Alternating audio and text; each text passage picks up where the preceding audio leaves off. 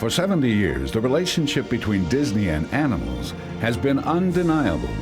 From countless cartoon characters, entertaining animatronics, and Oscar-winning true-life adventures, Disney and animals are virtually one and the same.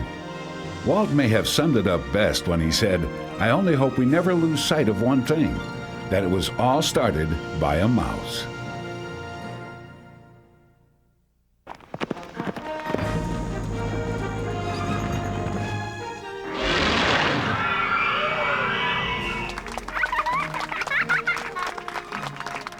Today, that mouse is roaring.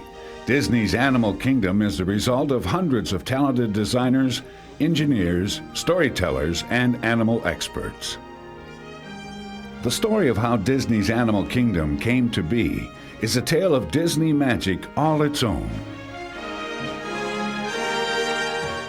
It all started in 1990 when Michael Eisner and a group of talented Disney Imagineers began brainstorming the idea for a theme park devoted to animals. A traditional zoo was not what the designers had in mind. Seeing animals in cages was not the experience Disney was after. The driving philosophies were entertainment, adventure, and conservation awareness. Before building Disneyland, Walt Disney had considered using live animals for the Jungle Cruise attraction. He was passionate about bringing the adventure and wonder of these great creatures to the public. Instead, animatronics were used, so all the guests would be assured of seeing the same show.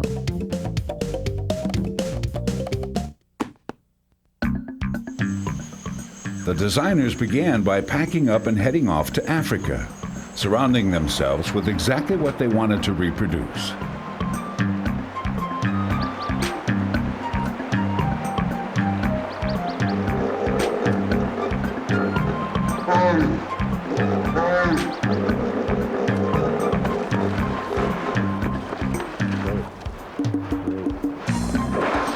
They really do wiggle their ears every time they come up out of the water.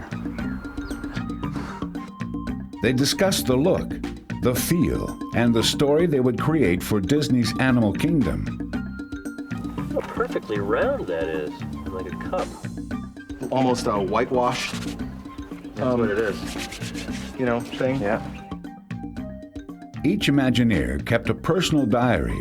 Many of their stories and experiences found their way into the Kilimanjaro Safari's attraction. In Africa, the most memorable moment was in a safari park in Kenya.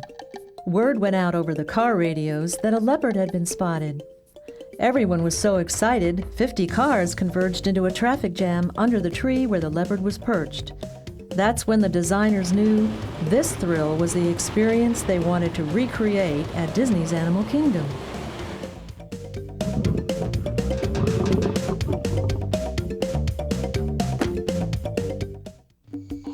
In addition to the facilities that would house Disney's newest living attractions, animal experts were busy finding ways to group the animals together in safe designated areas where they could live naturally.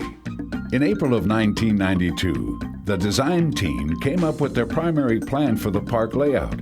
Thousands of drawings, models, and pictures were produced.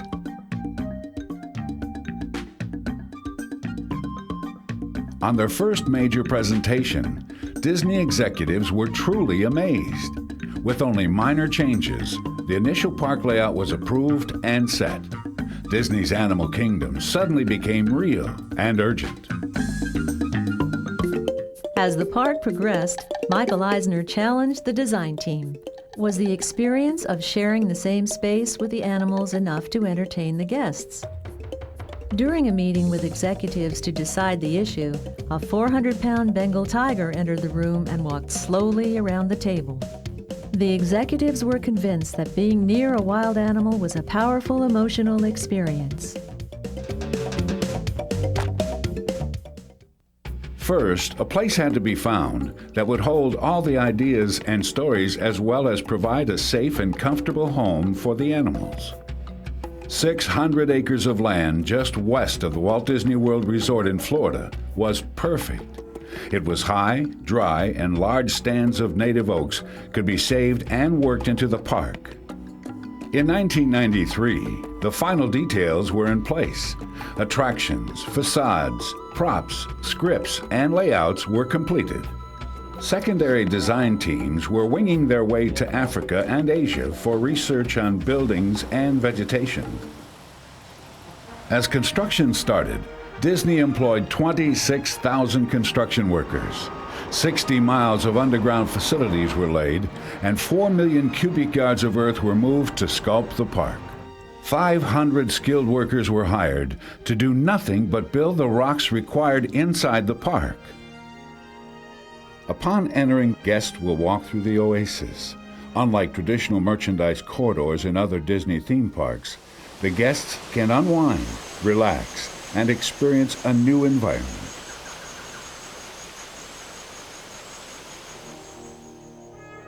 At the center of the park, the Tree of Life is a soaring tribute to the interconnectedness of life. Due to its size and weight, the initial design was based on a dome. Connected to a base that utilized offshore oil well technology, the final shape was structurally sound, but for the builders, it presented a huge challenge. However, an ingenious design was conceived that allowed 4 sequentially sized branches to be connected in random patterns. Sculptors from all over the world were brought together to create the base of the Tree of Life. It started as a model that was cut into small cubes. The cubes were digitized into a computer that fabricated the tree stages in 8 by 8 sections. Once the sections were completed, they were flown to the site by helicopter.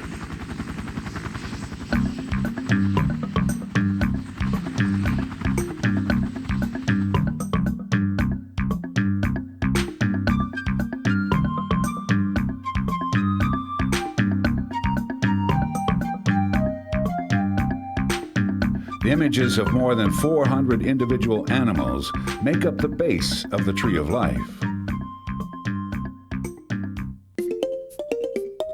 During construction, Jane Goodall, the famous chimpanzee researcher, visited the park.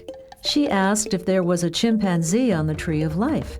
In honor of her dedication, the sculptors created a perfect image of Goodall's most famous subject, David Graybeard. It's located at the entrance to the cube. The finished tree can withstand winds up to 74 miles per hour, has over 100,000 streamlined leaves, and towers 140 feet into the air. The 100-acre Kilimanjaro Safaris attraction is designed to hold 100 animals in an upland forest with 2 savannas. The design stressed the importance of concealing the barriers between the guests and the animals. At Gorilla Falls, guests will feel there is nothing between them and a troop of gorillas but a grassy slope and bamboo.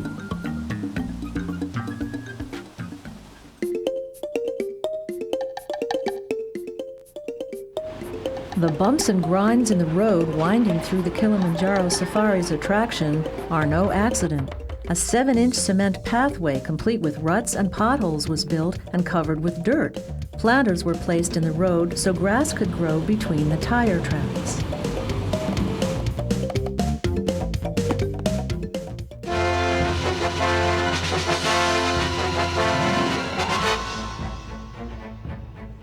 In Dinoland, the thrill ride, Countdown to Extinction, has the largest audio animatronics ever produced.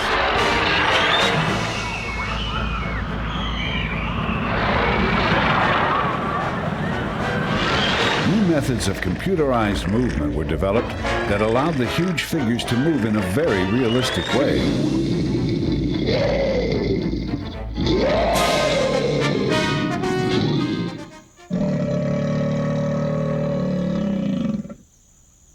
The attention to realistic detail can also be found in the Discovery riverboats.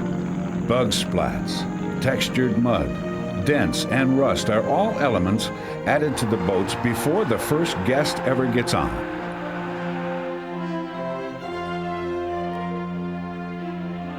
One of the largest investments in the park was in landscaping.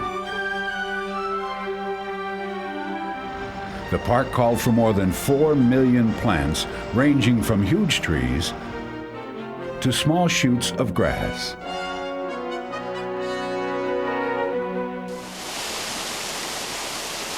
Three primary concepts were incorporated into the landscaping: guest comfort, park screening, and the right environment for the right attraction. As the front of the house progressed, the back of the house was preparing for the arrival of its living attractions. Thousands of man-hours went into the planning of the backstage living areas for the park's animals. Disney planners spent a great deal of time listening to respected animal organizations, conservation groups, and expert curators from zoological parks around the world. From the start, Disney was dedicated to two propositions. The animals would only come from pre-captive populations, and no animal would be acquired if it added to the detriment of the wild population. A personal concern for all the animals was evident as they arrived at their new home. Some of the animals were purchased, others loaned, and some donated.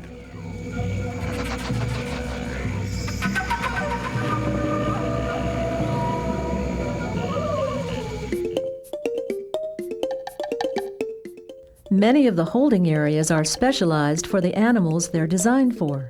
The giraffe barn includes hinged doors they can poke their heads through. The walls in the elephant barn can withstand over 10,000 pounds of vertical stress, which the bulls are capable of inflicting with just their heads.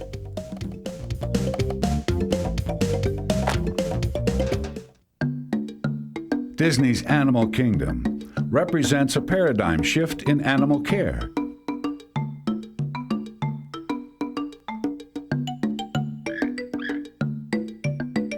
Holding areas were designed and budgeted with priority over the attractions.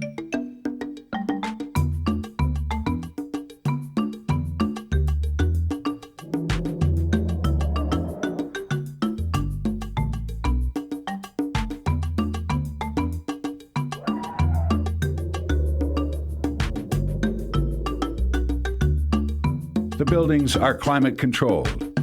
Huge skylights provide sunshine, and fresh air circulates through the enclosures. Once the animals are in their new homes, a staff of 300 animal care specialists and veterinarians will care for them 7 days a week. Here at Disney Animal Kingdom, we feed 1,500 animals. In a day, we go through approximately 1.5 tons of food. Of that types of food, we go through produce, grain, hay, and meat products.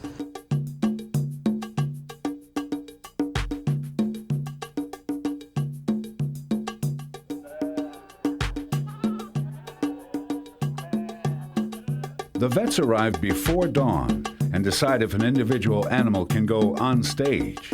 Mammals are usually held in quarantine for 30 days after they're brought into the collection, so we can just make sure they're healthy.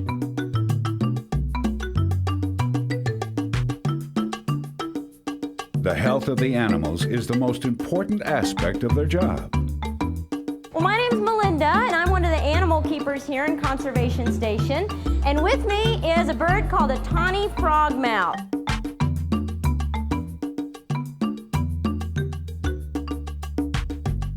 Today, all of the ideas, planning, and construction have come together to make Disney's Animal Kingdom the most unique theme park in the world. More than just a place to see animals in their natural habitat, Disney's Animal Kingdom brings the adventure and thrill of being close to these wonderful partners sharing our planet.